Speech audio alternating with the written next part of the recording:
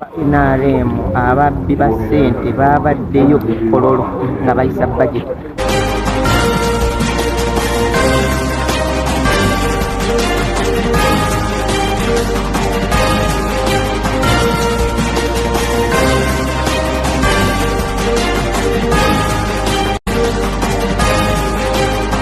Okusinziira Kawairo namba 11 mu ssemateeka w'eggwanga Uganda kalambika omukulembeze w'eggwanga okubeera n'obuyinza obw'enkomeredde okwogerako eri Paalamenti mu nkomerero y'olutuula lwabwe era ng'aba bateekateeka okutandika olutuula olulala ng'ayita mu kubabuulira engeri eggwanga gye liyimiriddemu oba kiyite State of the Nation Address. The President, while occupying the chair of the state, may make a presidential statement which shall be heard in silence and not followed by any comment or question. I therefore implore you to abide by the rules so that we all benefit from His Excellency's address.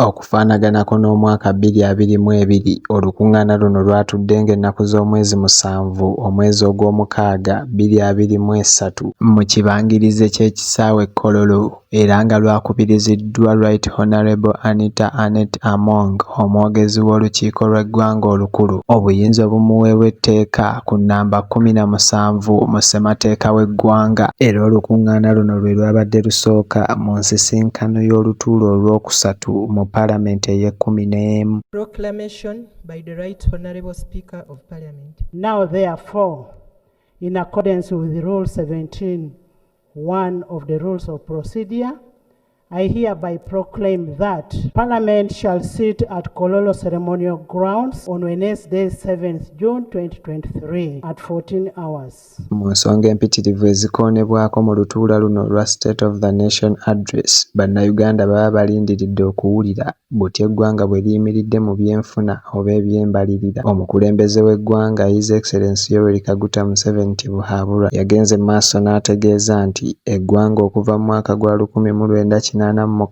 lyali lizitowa akawumbi kamu n'obutundutundu 5 nga we butuukidde kati lizitowa obuwumbi 49 n'obutundutundu 4 mu za ddoola era nga kitegeeza nti lyekubisizzaamu emirundi 3 n'omusobyo. In 1986, when the NRM government took administration of the country, the size of our economy was equivalent to $1.5 billion. That's what it was in 1986.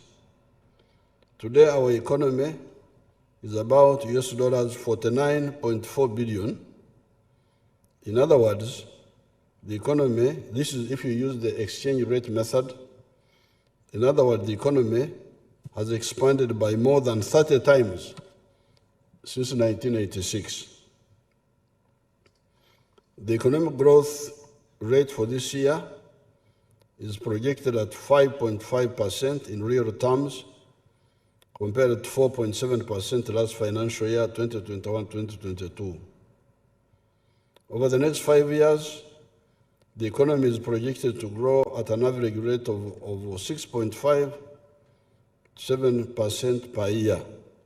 Museveni yagambye nti ebyenfuna by'eggwanga bisuubirizibwa okweyongerako emirundi 5 n'obutundutundu 5 ku buli 100 okusinga mu mwaka ogwayita we byeyongerera emirundi 4 n'obutundutundu 5. Ng'akozesa ekiwandiiko ekyamuweereddwa Minisitule y'ebyenfuna yategeezezza nti omwaka ogujja bijja kweyongera emirundi 6 n'obutundutundu 5 ku buli 100 era nga myaka 5 okuva kati bijja kubeera byeyongedde emirundi 7 bweddu. Bino nno bwe byagudde mu matu g'abo abavuganya oba abawabula gavumenti baalumiriza gavumenti okuba nti eyonoonye ssente y'omuwi w'omusolo mu bintu bo bye baayise ebitalina makulu.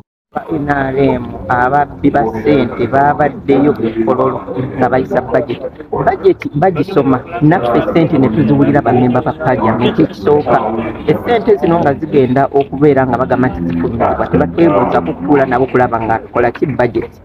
Uganda erimu essente billions and billions era nga bwe muziwulira mu bajeti bazoogedde.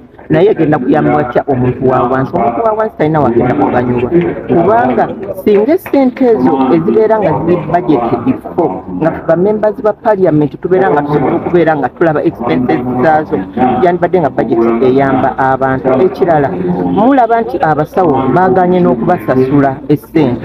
Abasawo bulijjo kimanyikiddwa mu nsi yonna, omusawo asomera emyaka 5, omusawo okuva ku kadiya atandikirawo okukola ng'akolera gavumenti bwereere. Bw'amalako emyaka 5 omwaka ogw'omukaaga n'akola practice eyitibwa internship.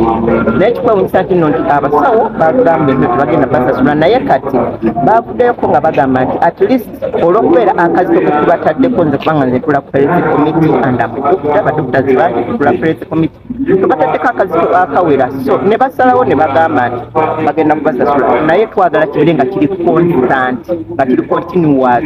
Omwana w'abantu bw'abeera ng'asomye alina okubeera nga abonaabonera bwereere. Essente ezo ze batwala mu security okugamba nti no nti zigenda mu magye, ate ne weesanga ng'abaana bafiira Somalia, bafiirwa abaana 5 tezirina kiziyamba munnayuganda, kubanga ne wano nawo tetulina security.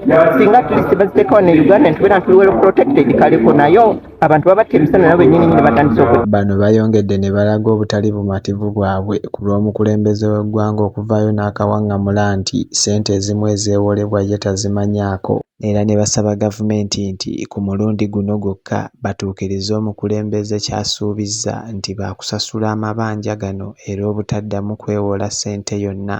Ekigenda kusasula amabanja agabadde geewolebwa, naye okunyolwa kwe twafunye nga ffe abawabula gavumenti oba abawa amagezi gavumenti, kwe pulezidenti okugamba nti looni ezisinga ezibadde ziyisibwa abadde tazimanyi, kyatukubye wala nnyo, ng'ate y'omu ku bantu abateekako emikono abaapuruvinga mu kabineti ye looni zezo ne bwe zijja mu palamenti etuzigaana era baziyisa. Naye ekibi ekibaddewo nti ssente bwe ziyita tezikola ekyo kibadde kikola ki kiyisiddwa. Tukkiriza nti Uganda singa tuba twekutte bulungi ng'abali mu ofiisi be batuufu abalina okubeeramu nga balumirirwa bannayuganda, ssente ze tujja mu Uganda tusobola okweyimirizaawo. Naye obuzibu ti ssente zino bwe zijja ne zikuŋŋaana, omuntu atudde mu ofiisi atayagala ozikozesa yekka okwekulaakulanya. Okugeza pulezidenti ssente z'akozesa mu State House nyingi nnyo, nti singa baba bazikutte ne baziteeka mu sectors endala, bannayuganda baba basobola okuganyulwamu mu services mu bintu byabwe nga bannayuganda. Naye nga bwe yagambye budget tulisasula ekituufu ng'ate tetuddamu kwewola ssente zitamanyikiddwa kiki kyezigenda. Vincent Kasozi, Dominion TV, Simawolu.